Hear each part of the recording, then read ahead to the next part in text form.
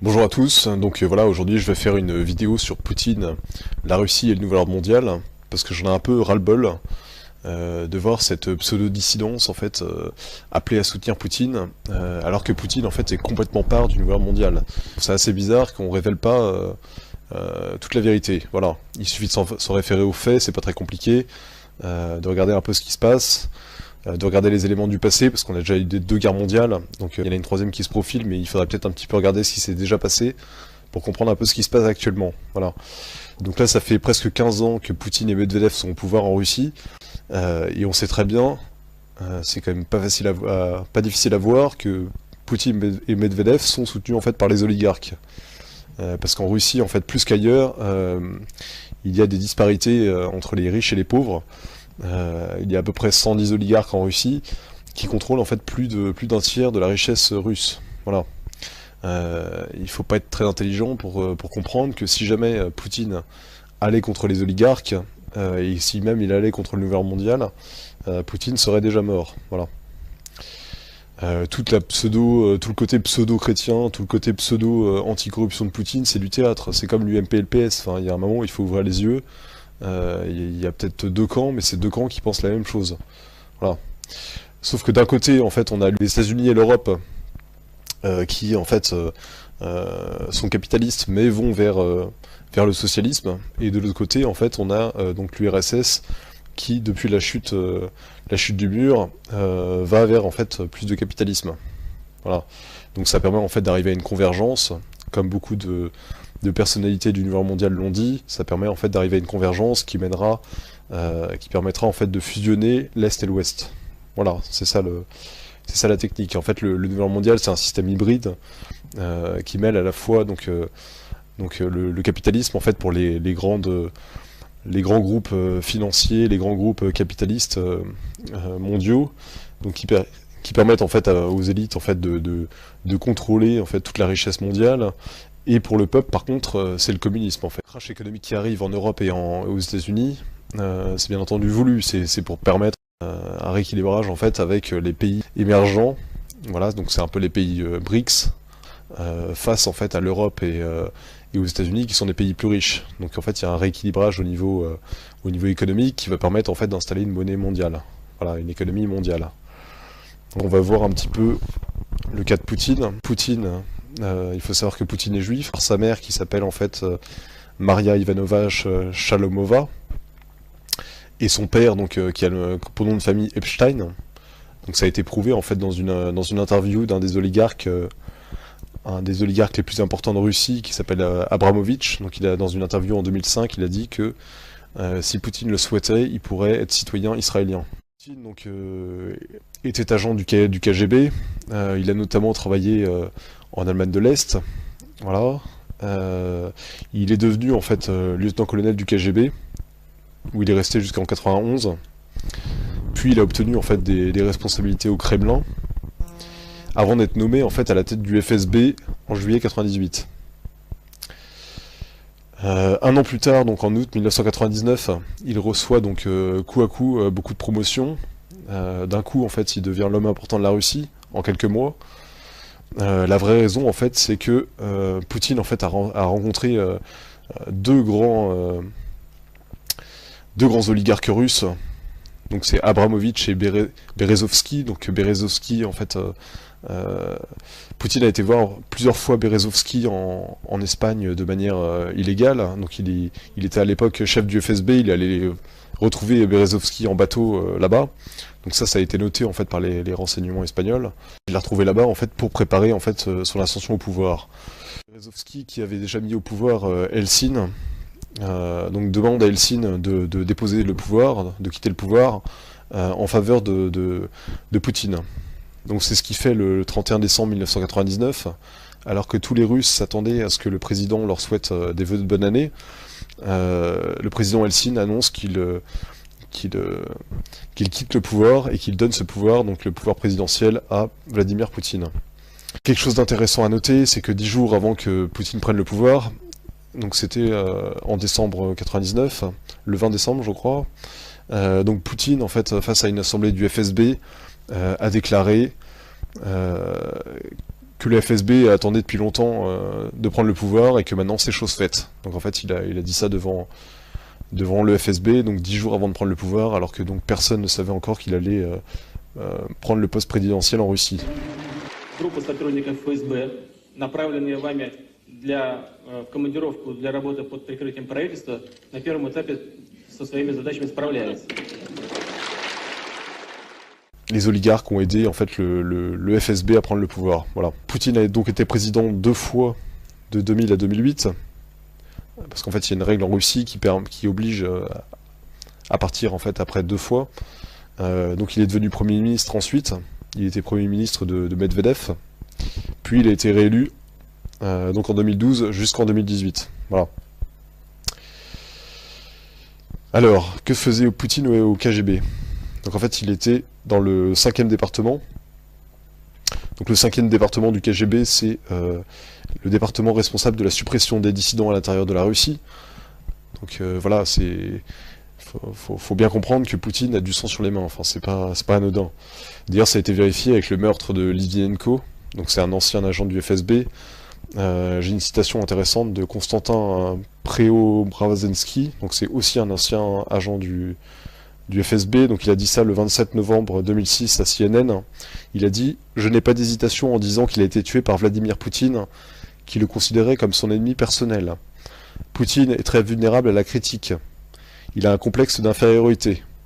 Et Litvinenko savait beaucoup sur Poutine, sur ses revers, sur ses connexions avec certaines forces politiques qui ne sont toujours pas dévoilées actuellement, parce que Litvinenko connaissait Poutine personnellement.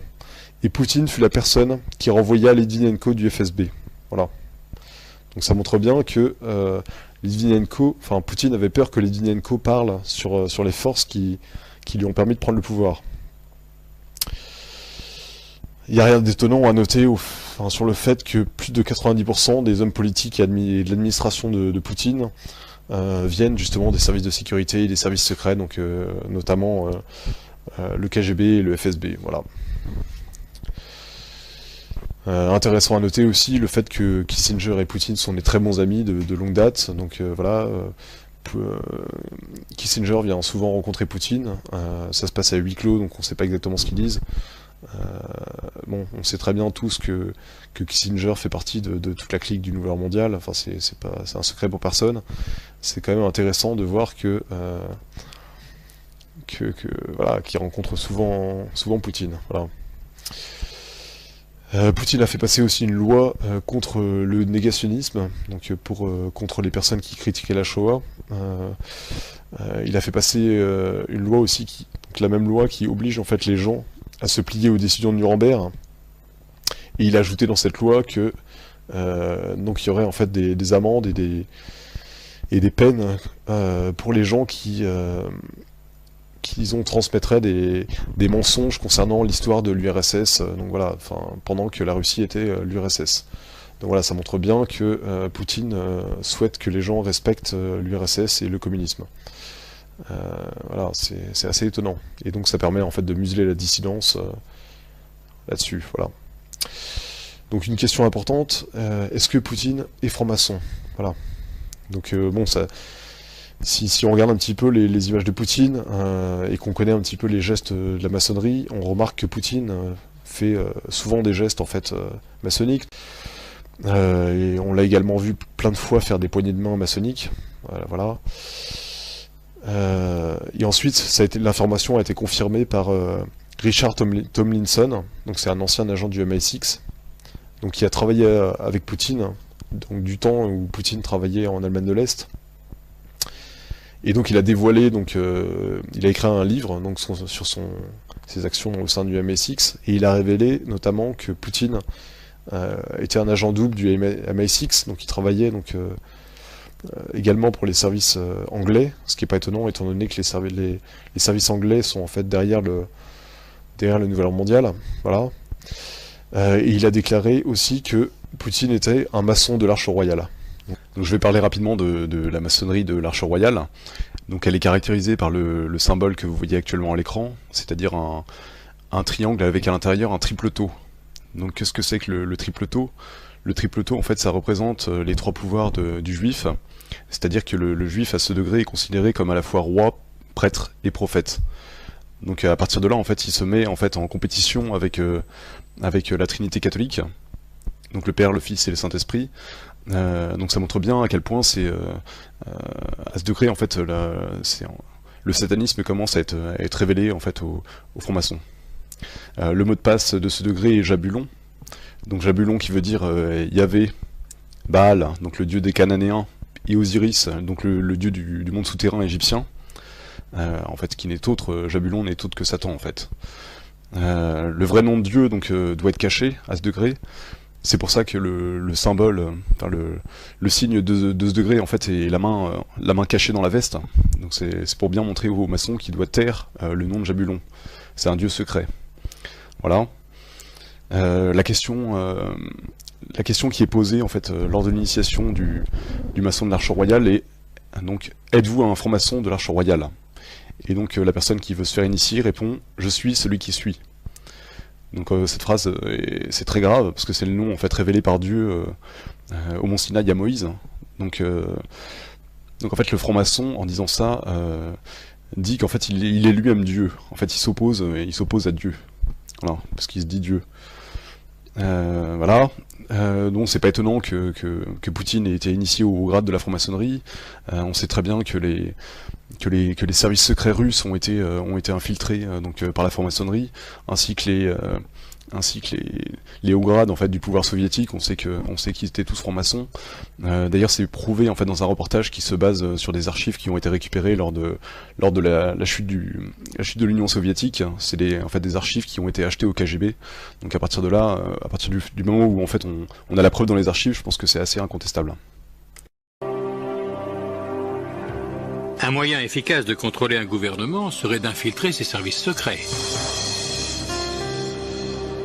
Les récentes révélations émanant des dossiers du KGB donnent un aperçu sans précédent de la situation. Maintenant que la guerre froide est terminée, des informations confidentielles sortent en fraude des coffres étroitement surveillés de ce qui fut l'Union soviétique.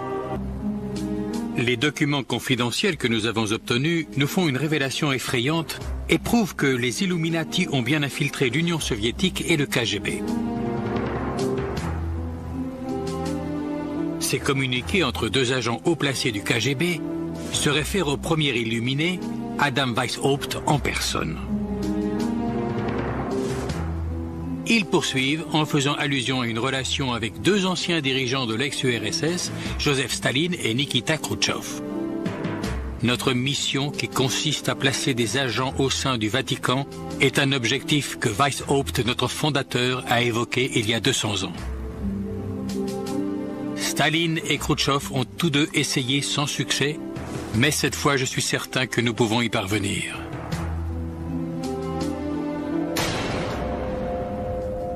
Qui plus est, dans le laboratoire, nos enquêteurs font une découverte alarmante. Un agrandissement du document révèle qu'un point quasiment imperceptible à la fin de la dernière phrase de la page est en réalité un sceau. Il représente un œil au-dessus d'une pyramide tronquée, l'insigne officiel des Illuminati, une marque utilisée par la communauté secrète depuis sa création en 1776. Bien qu'étant le service de renseignement le plus connu, le KGB n'est pas la seule entité d'espionnage de l'ex-URSS. Tout aussi imposant mais encore plus confidentiel, le GRU s'occupe des renseignements militaires, une organisation que la communauté secrète s'est donné beaucoup de mal à infiltrer.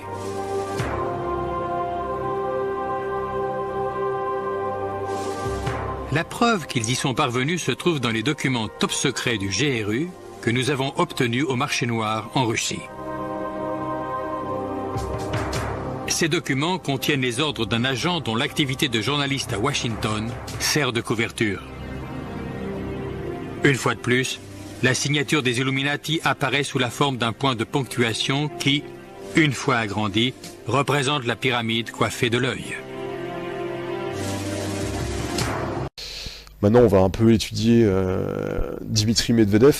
Donc Dimitri Medvedev, c'est quand même la personne avec Poutine qui forme le tandem au pouvoir depuis 15 ans. Donc en fait, Dimitri Medvedev a aussi une mère juive. Voilà, sa mère a été vue plusieurs fois donc à la synagogue de Moscou, donc il n'y a aucune question à avoir là-dessus. Ce qui est marrant, c'est que, étant donné que c'est pas très bien vu d'être juif au pouvoir actuellement, en Russie, vu ce qui s'est passé avec le communisme, où comme l'a dit Poutine, 80% des chefs communistes étaient en fait des juifs, vu que c'est mal vu, en fait, Medvedev a démenti en disant non, je suis arménien, nanana. Et ce qui est drôle, c'est que les Arméniens ont immédiatement démenti en disant que non, Medvedev n'était pas un Arménien. Donc sur Medvedev, il y a aussi un autre élément intéressant à rapporter. C'est à la fin du G8, donc un G8 qui s'est passé en Italie. Donc à la fin du G8, le 10 juillet 2009, Medvedev a présenté en fait un exemplaire de la monnaie mondiale en disant que voilà, le G8 travaillait à l'installation d'une monnaie mondiale et donc qu'ils étaient fiers de travailler là-dessus, que la devise était unité dans la diversité. Donc voilà, ça montre bien que la Russie travaille avec les grandes nations du G8, dont la France, dont les États-Unis, pour en fait faire advenir une monnaie mondiale. D'ailleurs, ça a été confirmé plus tard par Medvedev, puisqu'il a dit au Forum économique international de Saint-Pétersbourg le 18 juin 2010, donc je cite, « Nous vivons vraiment un moment unique et nous devons l'utiliser pour construire une Russie moderne, prospère et forte, une Russie qui sera cofondatrice d'un nouvel ordre économique mondial. » Donc voilà, il dit cofondatrice, ça veut dire qu'il travaille main dans la main, c'est clair. Voilà. Bon, maintenant je vais parler un petit peu de l'église orthodoxe, parce qu'il y a beaucoup de gens qui disent oui, mais Poutine, quand même, c'est un chrétien, Poutine, il défend les chrétiens, voilà, il est pour, c'est un conservateur, voilà, c'est quelqu'un de bien. Je vais vous montrer un petit peu ce qui se passe vraiment. Donc alors, donc qui est le chef de l'église orthodoxe? Donc actuellement, donc en fait c'est le patriarche Cyril, depuis février 2009. Ce qui est intéressant, c'est qu'en fait, dans les archives soviétiques qui ont été révélées, on a appris que c'était un agent du KGB, tout comme son prédécesseur, Alexei. Voilà, Alexei, il avait comme nom de code Drozdov. Et le nom de code du patriarche Cyril, donc le patriarche actuel, c'est Mikhailov. Voilà. Donc les deux sont des agents du KGB. Voilà. Ce qui est marrant, c'est que les deux autres candidats qui ont été présentés lors de l'élection face au patriarche Cyril, donc ils étaient 3 candidats, étaient donc les 3 étaient en fait les 3 candidats étaient donc des anciens, des agents du KGB. Voilà, je vais faire un petit lapsus, j'ai dit des anciens, c'est marrant de noter que même Poutine lui-même disait qu'en fait on ne quitte jamais le KGB, on quitte le KGB que les pieds devant. Donc ça montre bien, quand on a un officier du KGB, c'est jusqu'à la mort. C'est pas comme ça, on arrête parce que l'URSS s'est effondré, c'est jusqu'à la mort. Voilà. Donc c'est intéressant de noter que le patriarche Cyril donc, est très œcuménique, voilà, donc en fait il pousse vers une religion mondiale. C'est pas quelqu'un qui vit dans la pauvreté, étant donné que le Moscow News a dévoilé sa richesse à environ 4 milliards de dollars. Donc il a gagné sa richesse principalement grâce à l'import de cigarettes. D'ailleurs, il y a eu des scandales, beaucoup de scandales à propos du patriarche, notamment pour une photo où on le voyait avec une montre à 30 000 euros. Donc bon, il a essayé de photoshopper la photo, mais bon, c'était trop tard. On sait aussi qu'il a une villa en Suisse. Enfin, c'est quelqu'un qui vit vraiment très bien. Voilà. Il faut noter aussi que c'est un des créateurs de la théologie de la libération, donc qui a été dénoncé d'ailleurs par le cardinal Ratzinger, donc qui est devenu ensuite Benoît XVI. Donc la théologie de la libération qui s'est implantée en Amérique du Sud, donc c'était un moyen de subversion soviétique. C'est-à-dire qu'en fait c'était un mélange en fait de communisme, de lutte des classes et de pseudo-religion. Donc en fait c'était un moyen de retourner en fait le peuple vers le communisme. Voilà. Donc ce patriarche est un des fondateurs de cette théorie. On peut noter aussi qu'en 1975, donc le patriarche Cyril a nié et condamné la lettre d'un confrère russe qui parlait de persécution de chrétiens en URSS. Voilà. Donc c'est quand même Ça montre bien que cette personne est complètement vendue au pouvoir et qu'elle est là juste en fait pour donner une bonne image à Poutine, voilà, c'est du décor, c'est du semblant, voilà. Maintenant qu'on a vu le côté chrétien, on va voir le côté juif. Donc une des personnes les plus proches de Poutine s'appelle Berel Lazar, donc c'est un rabbin Lubavitch. Il a été introduit donc en Russie par le KGB. Et ce qui est intéressant à noter, c'est qu'en fait il est italien d'origine, il a vécu aux États-Unis. Lorsqu'il était aux États-Unis, il a soutenu Bush pendant les élections. Voilà. Et donc en 96, donc le rabbin Berel Lazar est opposé à Vladimir Goudinsky, donc qui est créateur du Congrès juif de Russie. Et donc comme c'est un oligarque, il est propriétaire aussi d'une grande partie des médias. Et il a d'excellentes relations avec la diaspora juive des États-Unis ainsi que de Grande-Bretagne. Voilà. Donc en fait, ce que fait le rabbin Lubavitch, c'est qu'il supporte Poutine à l'étranger, en fait. Il fait une propagande pro-Poutine. Et en fait, il est présenté donc à Poutine par deux oligarques, donc Berezovsky et Abramovich. Donc c'est toujours les mêmes, ceux qui ont permis en fait à Poutine de prendre le pouvoir. Donc ces deux oligarques qui sont aussi donc Lubavitch présentent le rabbin à Poutine.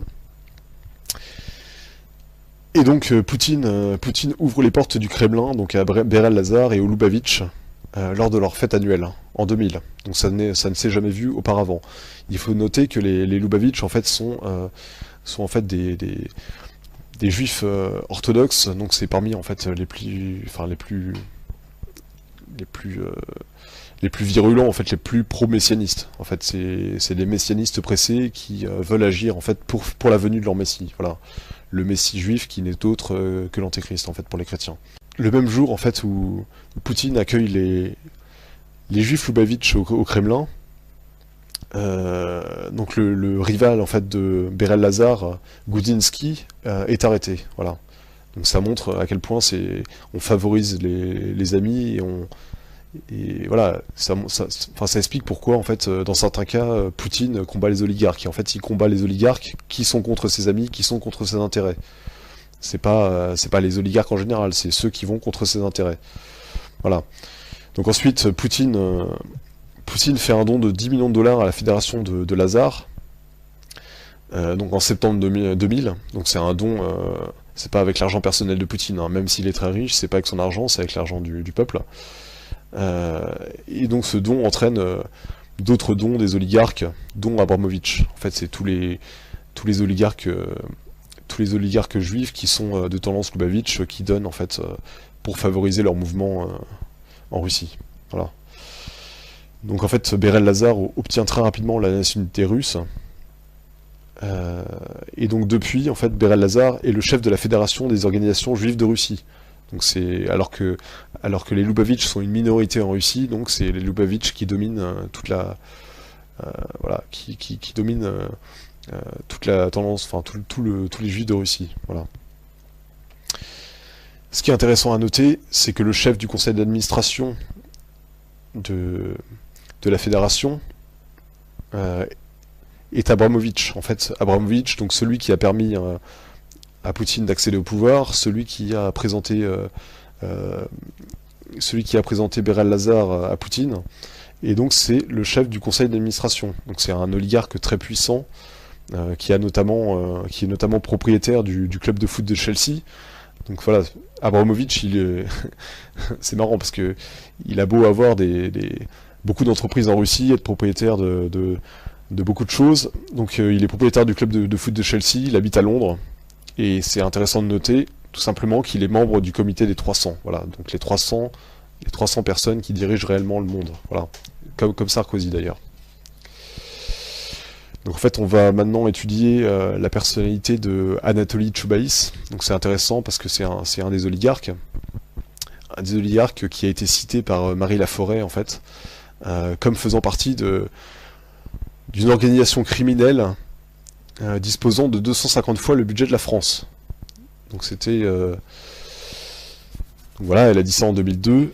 Mais quoi qu'il en soit, aujourd'hui, j'ai enfin la possibilité, après 8 ans, de dire ce à quoi nous avons tous à faire face, tous ici, nous les Français, nous avons à faire face à une organisation extraordinairement dangereuse et le gouvernement ne peut rien y faire. Une organisation, appelons ça une organisation, qu'il y a une organisation criminelle qui, en ce moment, a à peu près à sa disposition 250 fois le budget de la France. Ouais. Vous citez le nom de Gobi et le nom de Mimran. Comment on veut des Français, nous? Et alors, c'est pas des Français, bien sûr que ce sont des Français. Je Je me voudrais fais, en rajouter 2. Ouais. Choubaïs. Ouais. Choubaïs. C'est français, ça aussi? Non, ça c'est russe. D'accord. Et Morishita, c'est japonais. Ouais. D'accord. Donc cette personne, Anatoly Choubaïs, est d'origine juive déjà. Il a une fortune d'environ $1 million, $1 milliard. Donc c'est quand même quelqu'un qui est pas pauvre. Donc c'est une figure incontournable en fait de la politique intérieure russe depuis la chute de l'URSS. C'est-à-dire que c'est quelqu'un qui a été très important sous Gorbatchev, sous Eltsine, sous Poutine, sous Medvedev. C'est quelqu'un qui a permis en fait, la fausse transition économique en fait, qui a permis en fait aux oligarques de profiter de prendre tous les pouvoirs, toutes les places importantes en Russie. Donc en fait, de 2001 à 2008, il est président du monopole national de distribution d'électricité. Donc voilà, c'est un monopole national. Ça veut dire que c'est russe, c'est quelque part où on met pas n'importe qui. Enfin, c'est forcément le pouvoir a forcément son mot à dire là-dessus. Ensuite, depuis septembre 2008, donc il dirige le conglomérat d'État Rusano, donc chargé du développement de nanotechnologie en Russie. Donc cette décision de le placer là a été prise par Medvedev.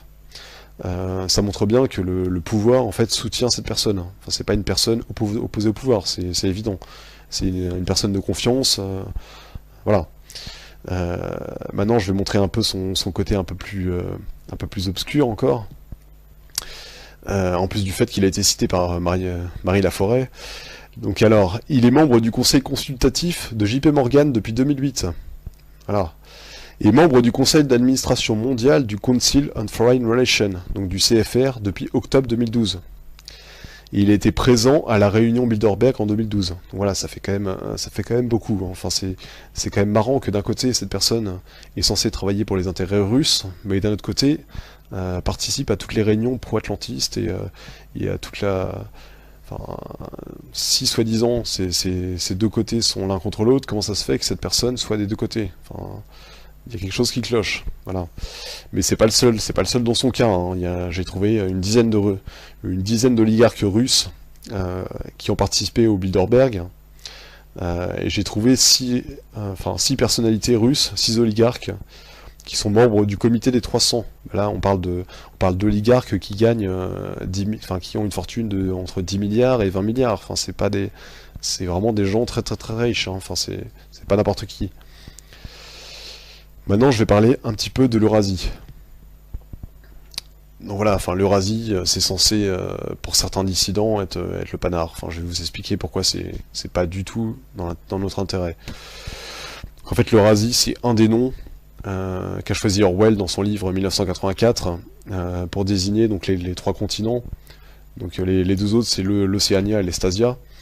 Dans son livre, en fait, l'Eurasie est dirigé par par le néo-bolchevisme, donc c'est exactement en fait ce qui se passe maintenant. Voilà.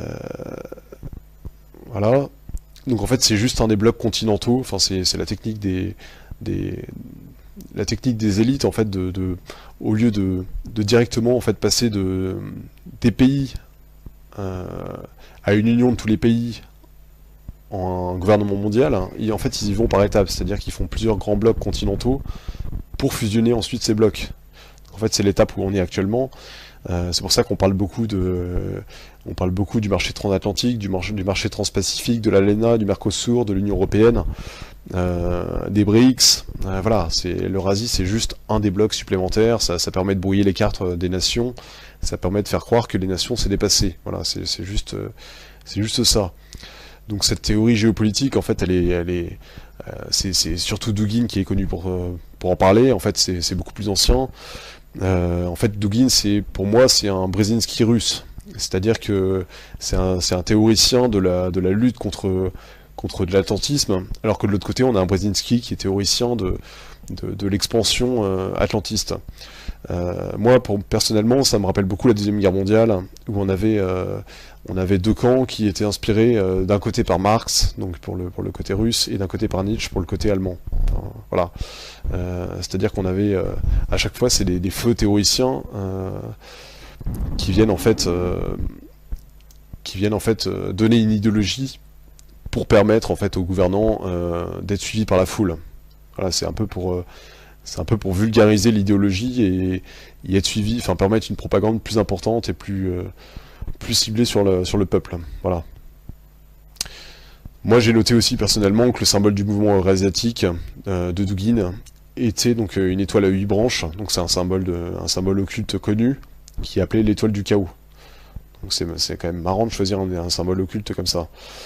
On sait également que le parti eurasiatique est financé par le Kremlin et que Poutine est très proche de Dugin. Voilà.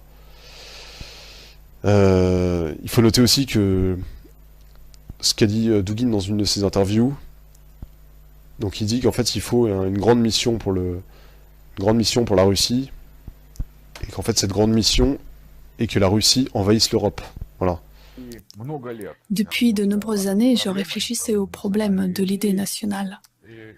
Et récemment, en analysant des événements qui se déroulent dans le monde, en visitant de nombreux pays européens, j'ai eu une idée comment résoudre ce problème de l'idée nationale. Je vais l'exprimer ici en tant que proposition ou comme une hypothèse, et ce sera à la société et en premier lieu à l'État d'en juger, de l'admettre ou de la rejeter. L'idée est la suivante. Nous devons envahir l'Europe, la conquérir et l'annexer. Par ailleurs, nous avons déjà une expérience d'une telle expansion en Europe. Lors de la période soviétique, lorsque nos partis communistes, comme le Troisième International, le Comintern, le Cominform, faisaient de très bons résultats d'infiltration au sein de parlementaires de pays européens. Oui, c'était un instrument de notre politique étrangère. Aujourd'hui, les temps ont changé et nous ne sommes plus un pays communiste. Cependant, rien n'empêche qu'on se trouve de nouveaux alliés. Actuellement, si nous proposons comme une idée nationale l'annexion de l'Union européenne par l'Union eurasienne, l'expansion vers l'Europe, alors nous pourrons vraiment nous réunir autour d'un but véritablement grand. Vous vous rendez compte? Annexer l'Europe, ça c'est russe. Je l'expliquerai plus longuement dans une autre vidéo, mais en fait ce plan-là, c'est le plan du KGB, c'est un plan à long terme. Et en fait ce que dit Dugin en fait n'est que le reflet de la pensée du KGB. Voilà, c'est juste ça. Je vais parler rapidement maintenant des BRICS. Voilà, les BRICS, donc c'est le Brésil, la Russie, l'Inde, la Chine et l'Afrique du Sud. Voilà, ce bloc-là en fait fait des fréquents appels à installer un nouvel ordre mondial. Il parle aussi en fait de changer la monnaie de réserve du dollar pour installer leur monnaie. Ça c'est juste aussi une propagande pour familiariser les gens avec le fait que le dollar c'est terminé et qu'on va passer à quelque chose d'autre. En fait on va passer à une autre monnaie qui sera en fait soi-disant amenée par le bon côté, c'est-à-dire le côté russe et chinois. Donc en fait il faut bien comprendre dans cette perspective, c'est l'Est en fait, l'Est où le soleil se lève, c'est le renouveau. La Banque centrale russe fait partie des 60 banques centrales sous le contrôle de la Banque de règlements internationaux. Donc en fait cette banque, c'est la banque centrale des banques centrales. La Russie en fait partie depuis 1996. Donc c'est-à-dire que tous ces flux monétaires sont complètement dirigés par cette banque. C'est-à-dire que la Russie ne peut pas faire ce qu'elle veut. Si jamais l'Ouest trouve que la Russie va trop loin, il peut la couler en 2 minutes. Vu que étant donné que cette banque dépend principalement à la base de la Banque d'Angleterre et de la Banque de France, on peut très bien couper les vivres en fait à la Russie. C'est absolument pas ce que veulent les élites. Hein. Enfin, c'est pas du tout. C'est pas du tout ce qui est voulu. Cette banque des règlements internationaux, comme l'avait dit Quigley dans son livre, c'est vraiment l'apex, enfin c'est le sommet du système. C'est vraiment eux qui dirigent tous les rênes financiers.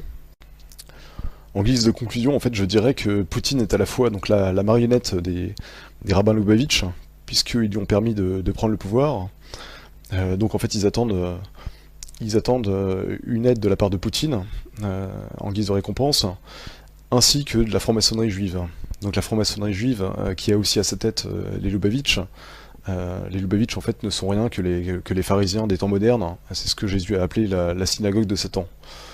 Rien d'étonnant au fait que les présidents russes aient placé à tous les postes des oligarques Lubavitch, et que Poutine ait placé aussi dans son entourage, dans tous les postes administratifs, des anciens officiers du KGB, puisque comme on l'a vu, le KGB était en fait complètement infiltré par la franc-maçonnerie.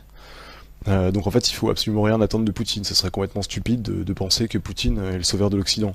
Il faut pas se fier à la fausse façade de moralité de la Russie, alors que nous en fait on est complètement détruit au niveau des valeurs, mais ça c'est volontaire, c'est une subversion, une démoralisation en fait communiste qui agit avec l'aide de la franc-maçonnerie en Occident. Donc d'un côté en fait on détruit l'armée, on détruit les mœurs, et on publie des scandales. C'est grâce à Wikileaks, Assange d'ailleurs, qui est en Russie, alors que de l'autre en fait on donne dans les médias soi-disant dissidents une image de la Russie forte avec des valeurs, et on renforce l'armée, alors qu'en France on fait tout pour détruire l'armée bizarrement, alors qu'on veut rentrer en conflit. Enfin, on voit vraiment la traîtrise des élites occidentales. Il faut pas se fier en fait à cette belle image qu'on nous donne de la Russie. Moi ça me rappelle vraiment la Révolution française, où plein de nobles se faisaient avoir par le discours des Lumières, comme la Révolution russe aussi, où des gens ont pensé que ça allait peut-être améliorer leurs conditions. Forcément les élites ils vont pas nous montrer le mauvais côté de la Russie, si c'est la Russie qui doit diriger le nouvel ordre mondial, c'est logique. Il faut forcément que le nouvel ordre mondial donne envie aux gens. Donc c'est pour ça que en fait l'ancien ordre mondial, donc l'Occident, qui se fait détruire parce qu'il est chrétien et que c'est l'ennemi des Juifs, est déprécié. Donc en fait on montre une Russie complètement forte et largement supérieure à l'Occident, parce que justement le but c'est d'écraser l'Occident. Voilà, j'espère que vous avez compris la stratégie. Donc le but de tout ça, c'est la victoire facile de la Russie contre l'Occident, qui est détruit de l'intérieur en fait. Et en fait pour provoquer une installation rapide d'un nouvel ordre mondial communiste. C'est-à-dire qu'avant même d'avoir été attaqué physiquement, militairement, l'Occident est déjà détruit. Est-ce qu'il y a beaucoup de gens, vous pensez, si jamais on est appelé par François Hollande pour aller se défendre la France, vous pensez que les gens sont vraiment volontaires pour aller combattre? Moi je pense pas. Je pense que là on est tellement démoralisé et qu'on confond tellement le pouvoir en place avec la France que voilà, on est complètement le peuple français est complètement démoralisé. Pour moi en fait les élites utilisent en fait la technique de Sun Tzu, quand il dit en fait remporter sans victoire et en 100 combats n'est pas ce qu'il y a de mieux. Soumettre l'ennemi sans combattre est ce qu'il y a de mieux. C'est pourquoi à la guerre le mieux est de s'attaquer au plan de l'ennemi, puis de s'attaquer à ses alliances, puis de s'attaquer à ses armées. Le bon stratège soumet l'ennemi sans combattre, s'emparer des villes ennemies sans les attaquer, détruit le pays ennemi sans mener d'opérations prolongées. Il doit lutter pour la possession du monde, de manière à ce que le courage de ses soldats ne s'émousse pas, et que tout soit à son avantage. Ceci est l'art de l'offensive par les plans. Voilà, comme je l'ai montré, les Russes ont un plan qui correspond en fait, c'est le plan du KGB, c'est le plan du KGB franc-maçon. Donc voilà, Poutine suit vraiment le plan franc-maçon. Voilà. Je vous remercie d'avoir écouté cette vidéo et j'espère en refaire une autre bientôt. Merci à tous.